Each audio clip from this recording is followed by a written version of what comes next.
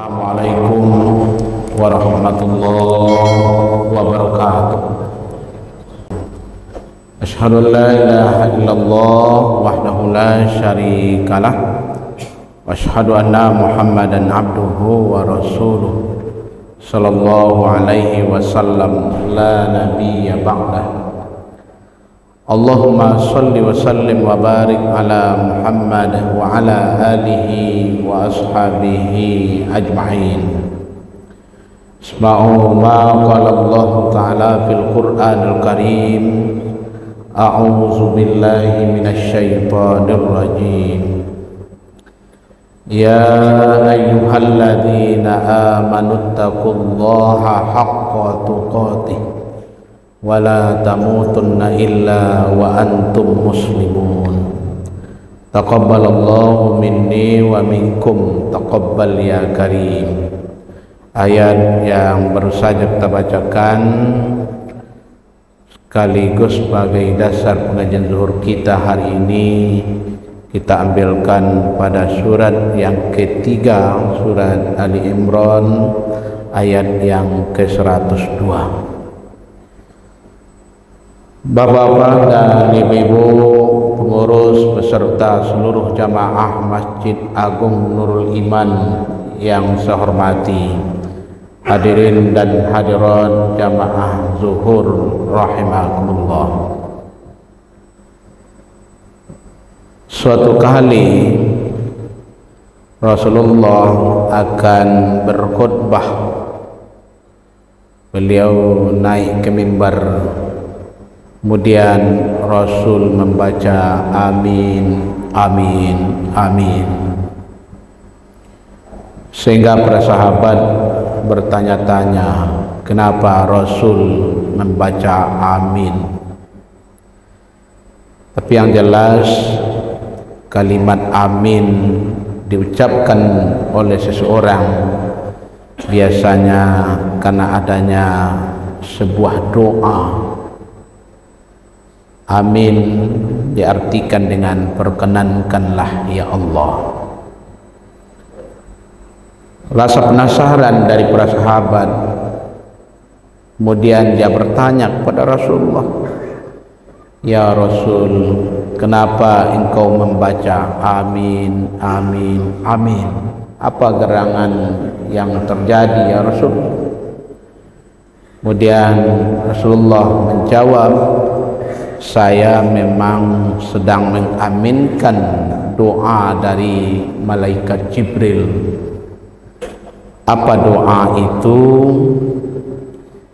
Qala Jibril, berkatalah Jibril, arghamullahu anfa abdin aw ba'uda dakhala Ramadan lam yughfar lahu faqultu amin. Kata Rasul, Jibril tadi sudah berdoa, celakalah atau terhinalah seorang hamba yang apabila dia memasuki bulan Ramadan tapi tidak membuat dosanya diampuni oleh Allah, faqultu amin, maka saya menjawabnya dengan membaca amin. Bapak dan saudara, hari ini 11 Februari 2025, insyaallah nanti di tanggal 28 Februari kita sudah memasuki malam pertama di Ramadan tahun 1446 Hijriah. Jadi sekitar 19 hari lagi tentu kita akan masuki Ramadan, atau 17 hari lagi kita akan memasuki bulan Ramadan. Bulan Ramadan adalah bulan yang sangat dirindukan oleh umat Islam yang beriman, karena di bulan itu manusia akan mendapatkan pengampunan dosa daripada Allah. Apabila ada dosanya yang bersifat tahunan akan diampuni oleh Allah.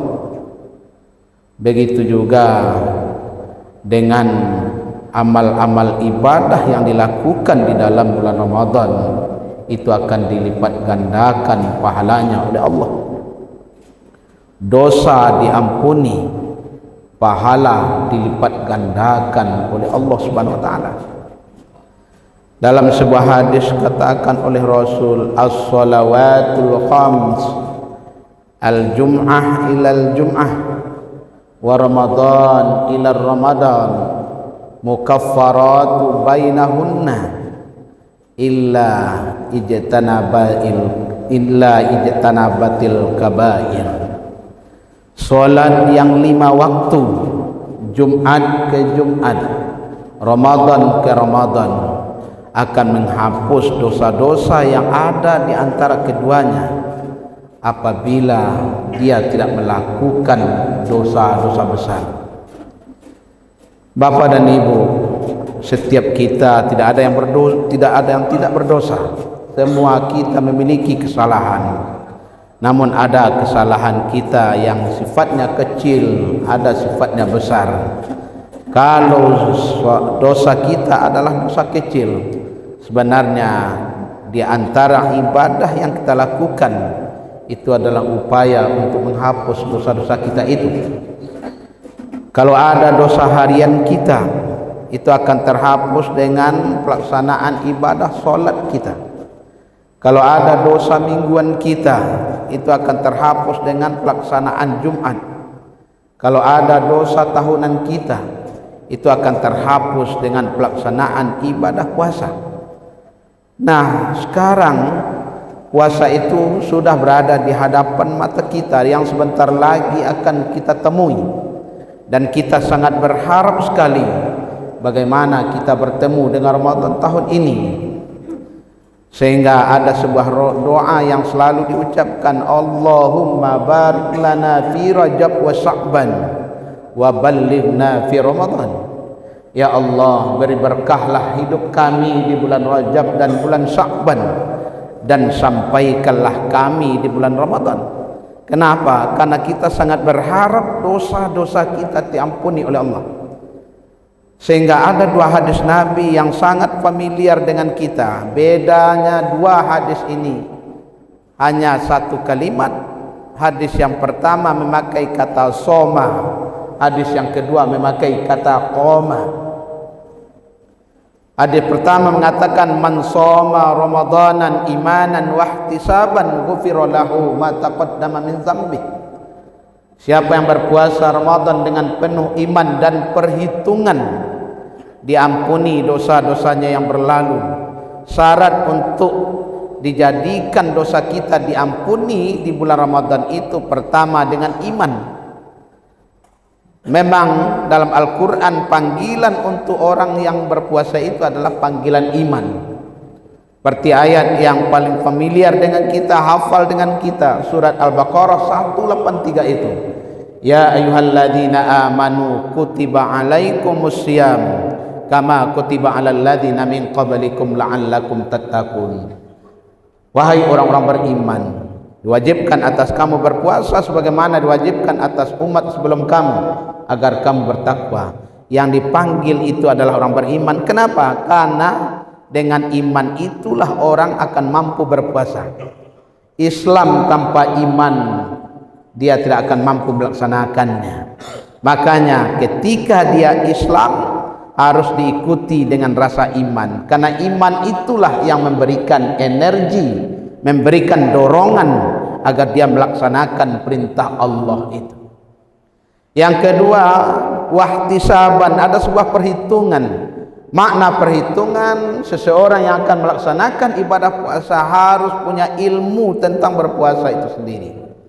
Tidak hanya berkaitan dengan rukun puasa, tidak hanya berkaitan dengan hal-hal yang membatalkan puasa, tapi juga berkaitan dengan hal-hal yang akan merusak pahala puasa kita itu sendiri. Hadis lain menyebutkan khamsun yuftirna shaim, kata Nabi, ada 5 hal yang akan merusak pahala puasa kita. Pertama ada al-ghibah, menggunjing, berghibah, menceritakan aib orang lain. Yang kedua ada an-namimah, kerjanya mengadu domba, bukan mendamaikan tapi justru menumbuh suburkan permusuhan. Padahal Islam itu sendiri mengatakan innamal mu'minuna ikhwah fa aslihu baina akhawaykum wattaqullaha la'allakum turhamun. Orang mukmin bersaudara, kalau ada yang berselisih damaikan, bukan ditambah motivasinya untuk terjadinya perpecahan. Itu bukanlah tipenya daripada orang Islam. Puasa sesungguhnya mendidik kita untuk itu. Bagaimana kita mendamaikan, bukan mengadu domba. Yang ketiga ada namanya wal kazib, ada dusta, ada zur. Itu akan merusak daripada ibadah puasa kita. Man lam yadha qaula zur wal amala bihi falaysa lillahi hajatahu fi ayyada'a ta'amahu wa syarabahu. Barang siapa yang tidak meninggalkan zur, perkataan dusta, bahkan menjadi kebiasaan baginya dusta itu, maka Allah tidak berhajat, tidak berkeinginan kepadanya untuk menahan makan dan minum itu, menahan lapar dan haus itu. Artinya tidak ada gunanya engkau menahan lapar dan haus ketika dusta itu masih menjadi kebiasaan di dalam hidupmu. Kemudian ada yang keempat, wan nazar bisyahwat, memandang lawan jenis dengan syahwat, baik secara nyata ataupun mungkin sekarang melalui media. Itu akan merusak daripada ibadah puasa kita. Wal yaminul kazibah, orang yang suka bersumpah palsu. Maka ibadah puasa sungguhnya bukan sekedar hanya menahan diri dari makan dan minum, tapi sebenarnya membentuk akhlak dan kepribadian kita. Kemudian yang kedua ada hadisnya, man qama ramadanan imanan wa ihtisaban ghufira lahu ma taqaddama min dzambi. Barang siapa yang menegakkan malam-malam Ramadan dengan iman dan perhitungan, diampuni dosa-dosa yang berlalu. Kita biasanya di Ramadan menahan saumnya mampu kita, tapi untuk mendirikan malam-malam Ramadan itu kadang-kadang memang agak ada pengaruh dan ada godaan untuk kita meninggalkannya. Sehingga yang kita dapatkan seminggu awal orang ramai-ramai untuk melaksanakan tarawih dan witir, tapi 3 minggu kemudian kembali lagi rumah-rumah ibadah umat Islam itu seperti ketika sebelum awal Ramadan itu sendiri. Maka merugilah kita ketika ada kesempatan untuk menegakkan malam-malam Ramadan dengan tarawih, witir, infak, sedekah, baca Al-Quran dan lain sebagainya, tapi justru kita tinggalkan. Kenapa? Karena dua ini bila dilakukan dengan iman dan perhitungan, menghabiskan atau menghapus dosa-dosa kita yang berlalu. Sehingga apabila ini kita lakukan di 1 Syawal, kita beridul fitri. Aid artinya kembali, fitri kepada kesucian kita. Kita akan kembali lagi kepada kesucian fitrah kita. Kawaladatsu ummuhu, seperti anak yang baru dilahirkan. Itulah barangkali yang bisa kita sampaikan karena waktu yang batasi. Mungkin 2 lagi pada pertemuan yang akan datang insyaallah. Demikian billahi taufiq wal hidayah. Assalamualaikum warahmatullahi wabarakatuh.